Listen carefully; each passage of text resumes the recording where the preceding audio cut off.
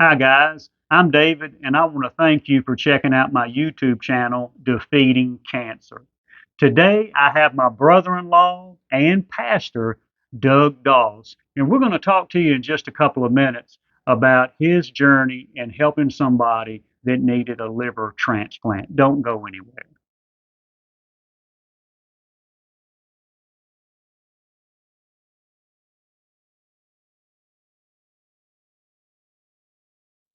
All right. Like I said, I'm here with not only my brother in law, who's traveled from West Virginia all the way down to my hometown to visit me while I've been recuperating from my cancer treatments, but he's also a pastor of a church in West Virginia. And I love him. And Doug, I appreciate you coming and visiting with me.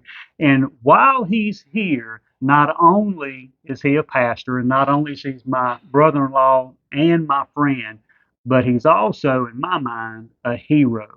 And we're going to talk about today how he got involved with someone that he didn't even know who desperately needed a liver transplant and donated a portion of his liver to save somebody's life. Doug, if you don't mind, I don't know all of the details, but if you could explain to these folks, how is it that you came about meeting a patient that needed a liver transplant? No. Yeah. Well, first of all, thank you for having me on. And I love what you're doing, and I appreciate the person you are and who you've been to our family. Oh, And, well, and I thank you. love you. So it's an awesome guy. So um, 4 years ago, I'm a pastor, and I was at a Super Bowl party of all things, and with members of my church.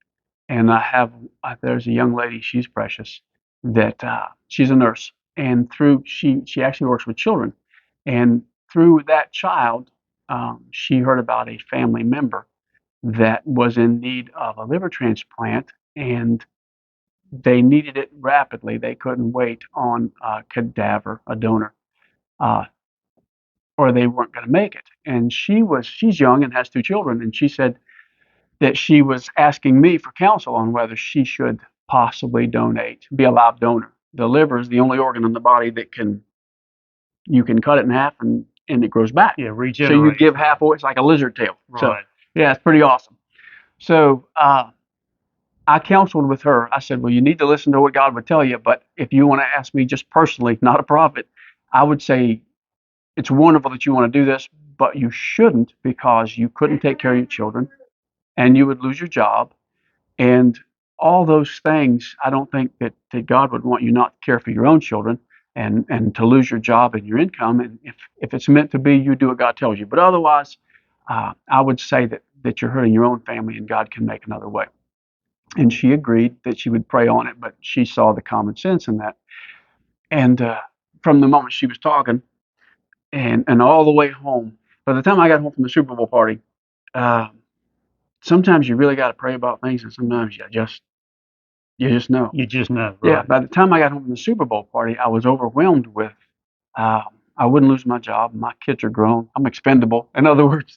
Uh, but I was so sure, and I talked to God about it all the way home. And before I got home on my little 20-minute drive, I just knew I was supposed to do it. So I called Cleveland the next morning and asked to be tested.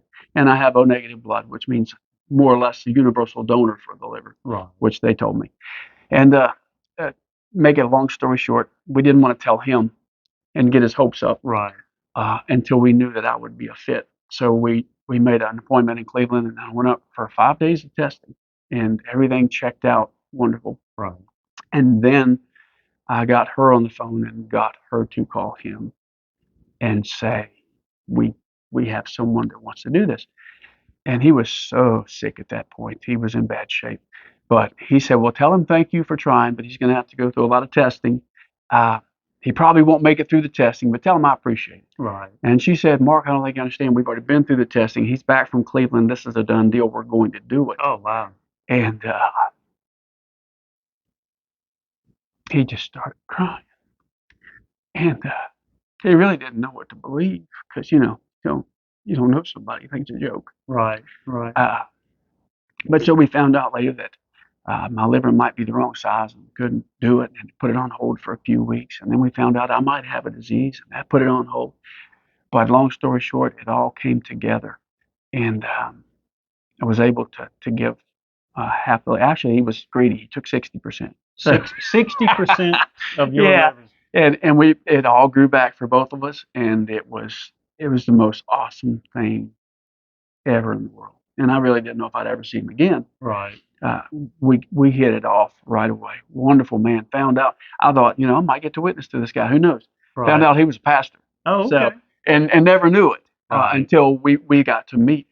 And so we became wonderful friends. We'd have been good friends. He's as weird and crazy as I am.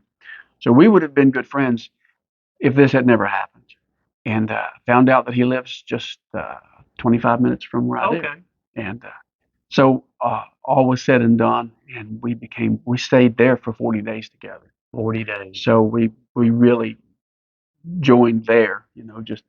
And when we came home, he said, "Well, I'd like to come attend your church." I said, "If you come to my church because I gave you an organ, I'm not going to get a lot of new congregants before I die."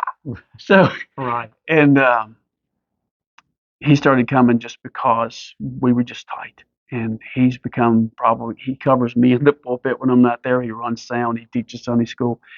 And he's just become, you get closer than a brother to Right. somebody like that. You really do. And they said he might have had a year left. And we're 4 years out. 4 years out. And he looks better than I do. Right. Right. And, I was hoping he'd adopt some of my DNA and lose his hair, but he didn't. He did. So. Yeah. And a lot of people might be wondering, and I've discussed this on some of my other posts. What has this got to do with cancer? Well, it doesn't have anything to do with cancer. But what it does have to do with, it's got to do with somebody that has had a condition that their liver is failing or their organ is failing, and without that desperate help, this man would have died. And I don't want to make this channel all about cancer. The defeating cancer part is my journey in particular, but there are many other medical situations and circumstances that can cost somebody their life. And one of them is needing an organ or heart disease, or it can also be leukemia. There's any number of uh, desperate medical circumstances and situations that people need help. And I want to bring awareness, and I want to have a platform on this channel, regardless that the name is Defeating Cancer, to give patients and to give people like Doug an opportunity to tell their story. But Doug, that's awesome. You meet somebody that needs a liver transplant, uh, and you feel compelled of the Lord to be that donor. But your journey wasn't as smooth as just donating your liver. There were some complications that you had to endure yourself. Would you mind discussing some of those complications that you had personally after you Right. donated a portion of your liver to save somebody else's life?